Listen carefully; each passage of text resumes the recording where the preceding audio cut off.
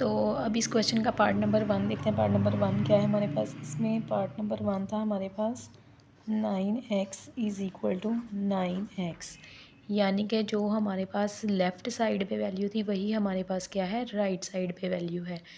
तो अभी इसको अकॉर्डिंग टू इनक्वालिटी या इक्वालिटी की प्रॉपर्टी के लिहाज से देखते हैं कि ये कौन सी प्रॉपर्टी है। पहले तो हम लोग देख लें कि इसके दरमियान में साइन कौन सा है, इक्वल का। इसका मतलब है ये इक्वालिटी की प्रॉपर्टीज़ में से है। तो हमारे पास ऐसी प्रॉपर्टीज़ मौजूद हैं जिसमें हमारी लेफ़्ट साइड इक्वल होती है राइट साइड की, यानी कि जो लेफ़्ट साइड पे होगा वही राइट साइड पे है। तो ऐसी प्रॉपर्टी का नाम क्या था, रिफ्लेक्सिव प्रॉपर्टी। सिर्फ प्रॉपर्टी।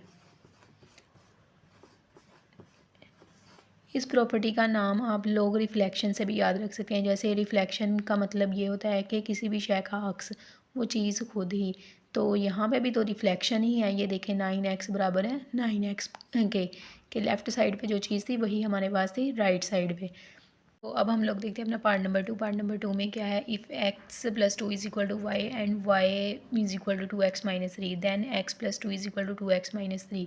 यानी कि यहाँ पे हमारे पास दो वैल्यूज़ दी हुई हैं, x + 2 is equal to y and y, जो यहाँ पे y था वो वाला y है। ये भी y is equal to 2x - 3 के y x + 2 के भी बराबर है और जो y है वो 2x - 3 के भी बराबर है।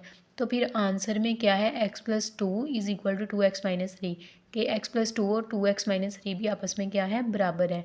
तो ये कैसे बराबर है, अगर समझें तो कि अगर x + 2 y के बराबर है तो फिर 2x - 3 भी y के बराबर है। अगर दोनों वैल्यूज़ y के बराबर हैं तो इसका मतलब है कि ये दोनों वैल्यूज़ भी आपस में क्या है, बराबर है।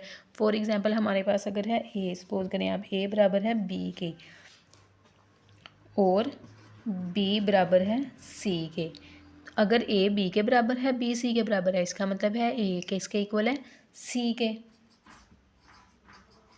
तो इसी तरह हमारे पास जो ये स्टेटमेंट दिया है इसमें भी ये वाली ही चीज़ अप्लाई हो रही है। तो ऐसी प्रॉपर्टी को हम लोगों ने नाम दिया था ट्रांजिटिव प्रॉपर्टी का नाम।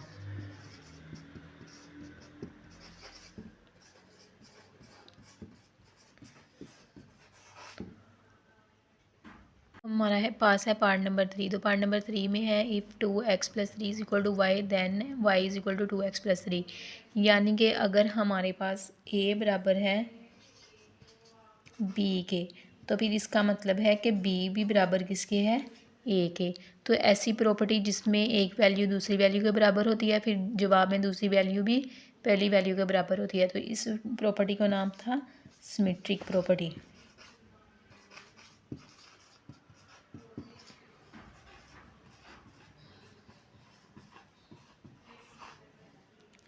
तो नेक्स्ट प्रॉपर्टी है हमारे पास पार्ट 4 में if 3 is less than 4 then -3 is greater than -4।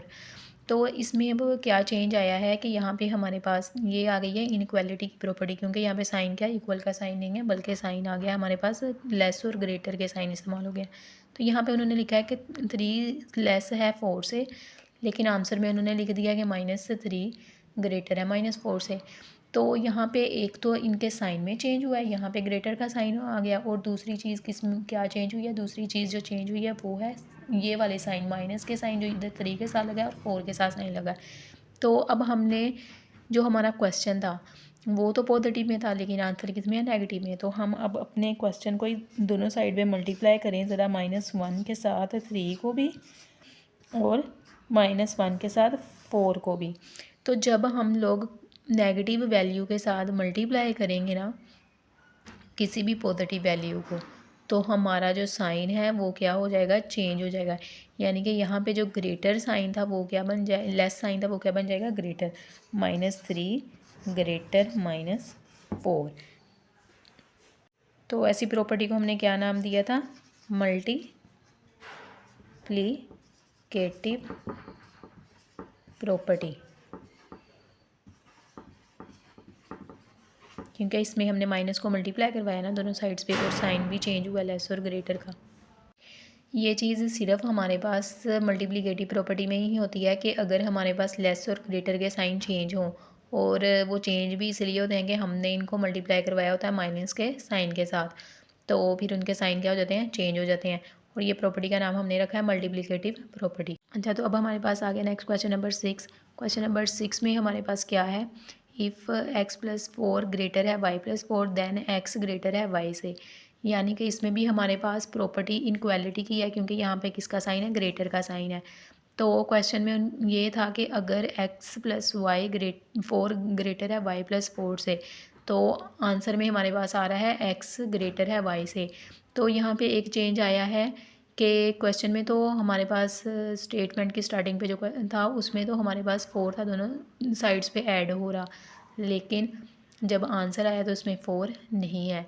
तो ऐसी प्रॉपर्टी जिसमें हम लोग वैल्यूज़ को कैंसिल कर दें, यानी कि दोनों साइड से हम लोगों ने 4 को क्या कर दिया, कैंसिल कर दिया, लेकिन हमारे साइन पे कोई असर ना पड़े, तो ऐसी प्रॉपर्टी का नाम हमने दिया था कैंसिलेशन प्रॉपर्टी।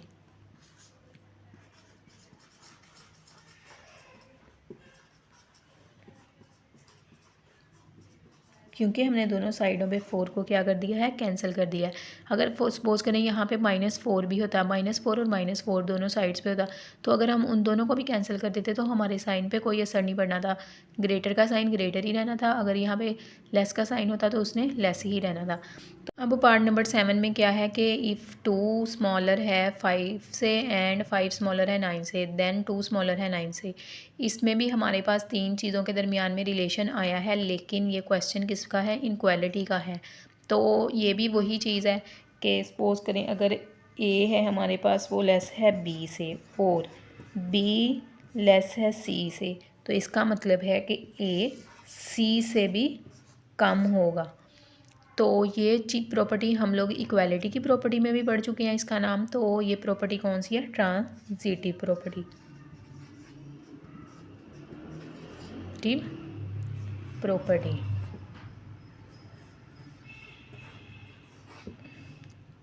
अब हमारे पास हमारा लास्ट पार्ट क्या आ गया है, इफ़ -18 स्मॉलर है -16 से, देन 9 ग्रेटर है 18 से, यानी 8 से।